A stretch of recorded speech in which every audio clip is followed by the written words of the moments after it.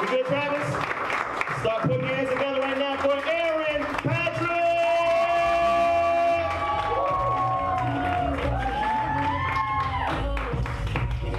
All right. So I was at a bar earlier today, ordered a drink, and the bartender hit me with the, "Can I see your ID?" Not gonna lie, got a little giddy. And I reached for my back pocket, and I didn't even touch my wallet before he hit me with the, "On second thought, your hairline's pretty far back. I think you're good." Not doing good, guys. It's pretty rough out here. Having a rough day. I don't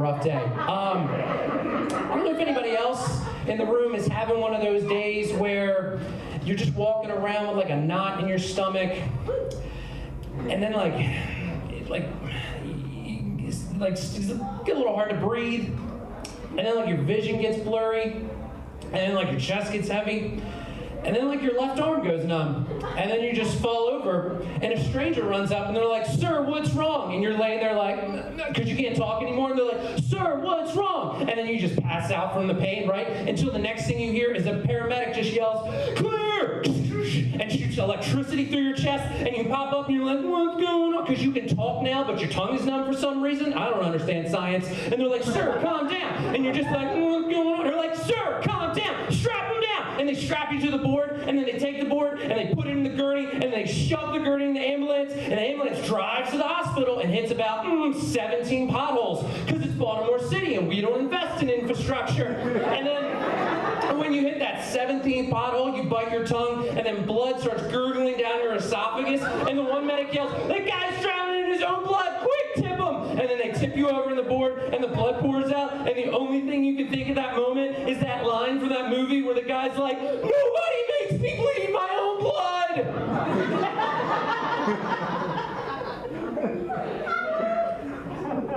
Is anybody else having one of those kind of days? Just me. Whew. Well, I'm going to be honest, I've been having a lot of them. About 4 years worth. And ironically, that's how old my son is. He's 4. That is right. Yes, that is what it feels like to be a parent. For me, apparently. And I have no idea what I'm doing as a parent, honestly. Just waking up like, let's wing it. It's a life. What are you going to do? It'll hopefully work itself out. College will be paid for one day. I don't know. Anyway, so I'm going to give you an example of what I mean. I'm driving in the car. My son's in the back seat. And we had a 15-minute argument with my 4-year-old about how to pronounce the letter H. Not the sound, not the, right? How do you say the letter H? H, that's it, right? So I'm like, "No, bud, it's H. It's H." He's just back there. "Nuh-uh, Daddy. It's H. It's H, Daddy." So, not today. Not today. I'm not gonna let this go today. I'm winning this one today. It's H, buddy. Everybody in the world pronounces it H. "No, Daddy. It's H." Like nails on a chalkboard. H.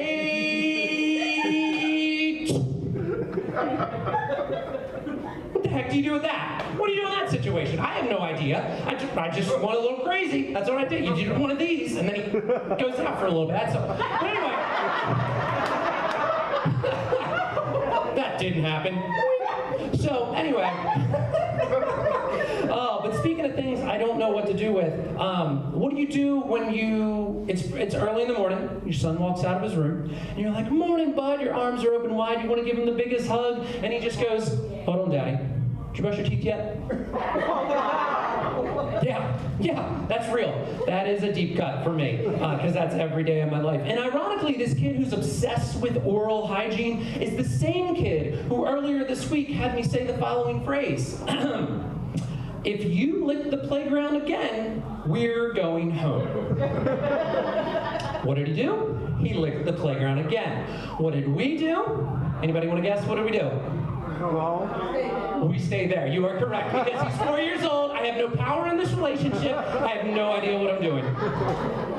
No, I just need, hold on again. Okay, get it together. okay? Get it together. We talked about this, okay? I just need a minute. Just get it together. Just get it. All right, you got it? Okay, focus up. Focus up. You do you. All right, live your best life. Let's do it. Okay.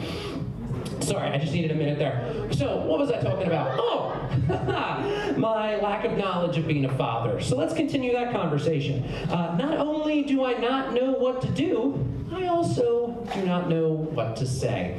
Apparently, my wife told me she is sick and tired of hearing me say, we put our son to sleep. We put our son to sleep. It took me a while, as I can see some people in the room are also thinking about put him to sleep. Yes, our son. We did not put him to sleep, as my wife likes to say. We put him to bed. I'm like, oh, okay. So I'm going to take that out of the repertoire. I'm going to go with, how about this? He's resting in a better place. Is that better? Does that work for you? Does that work for you? Sorry, I didn't master the English language at 35. Oh my goodness. But like I said, I don't know what to do. And what do you do when you don't know what to do? You go on the internet. You hit up Google. Google, how do I be a better parent, right? Boom, article pops up. It's a psychological test you give your toddler. If you have a toddler here, I highly recommend you do this very intensive, high-level psychological test. It is called the Toy Story 3 test. Thank you. This is how it works. Set them down on the couch, pop on Toy Story 3, and then lock in. And you're looking for one particular scene. It's that scene in the movie where the toys are going down into the incinerator and they're about to be burned alive for all eternity, right? Lovely childhood movie. Love it. It's great for the kids. It is. It's all ages will enjoy it. And so I'm sitting there and I'm watching them, and I remember in the article it says, what you don't want to happen is the following. Look for a smirk on their face. Notice if you see the flames reflecting in their eyes. And if their head cocks back with a very villainous laugh like, I love it. That's not what you want. You don't want that for your child. And luckily for me, that is not what happened. What happened instead is he just started crying, like alligator tears. I know, I felt so bad. I'm like, I'm putting my child through this psychological test. What does that say about me as a parent, right? Not a good thing. So what did I do? I tried to console him. I go to wrap my arms around him, give him the biggest hug, and he says, wait, Daddy, did you brush your teeth yet? Yeah, even in that moment, he got me. And I will say this, as I'm getting ready to get out of here, one last little quick story for you, in case you're like, you know what, maybe he is a good dad. No. So Tuesday, and our house is fun.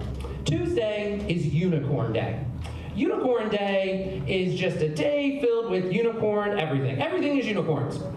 And this was a choice made many months ago by a bipartisan committee in my house, a committee that I have very much so lobbied to be a part of, but apparently is a two-member party, my wife and my son, and they're not looking to divide up any of their power at this time, so I'm just waiting in the wings, and you know what, I decided this week I'm going to change it up.